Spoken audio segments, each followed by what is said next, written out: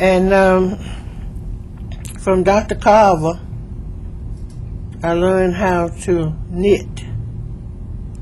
And I would, if I got a roll of knitting thread and needles, I would knit my mama a little cap, you know, for a birthday or for Christmas or something like that. Now wait, let me get this straight. You're telling me George Washington Carver taught you how to knit? Well, he taught his students and they taught us. Uh-huh. You don't understand that, do you? No. Well, see, he crocheted, he knitted, he did everything. And he taught his students, and the students came back, and most of them was our practice teachers. Oh. And then some of them were our regular teachers. But Dr. Carver used to have a display every year, and all kind of rugs and things. I look at the store now and see all this stuff that Dr. Carver did. And we were pretty close to him because, well, he didn't have very much to say because he's a scientist, you know. And you know how, well, you know how they are. They have, and whenever they smell come, they talk to you then. But Dr. Carver could do everything.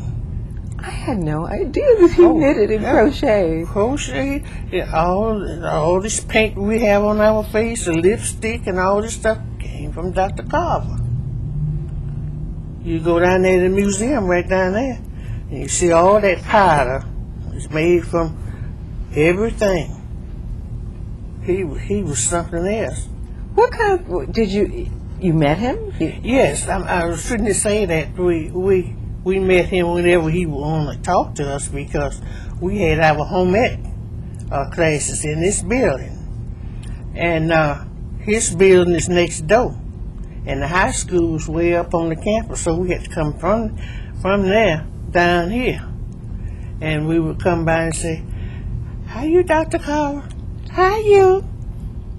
But if you got too close, he went in that building and locked up and you didn't get in there. But his secretary was the wife of our coach, Mrs. Abbott.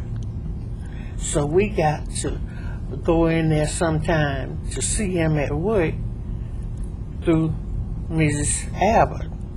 She would be in there sometime and she would say, don't say anything now because he's in there working. And he'd be in his study or in his place doing his thing. What kind of person was he? Was he kind of quiet? Was he stiff? Was he? Kind of wasn't too tall. Kind of wasn't too heavy. Had a light voice. You would think you were talking to a child when he said hello to you.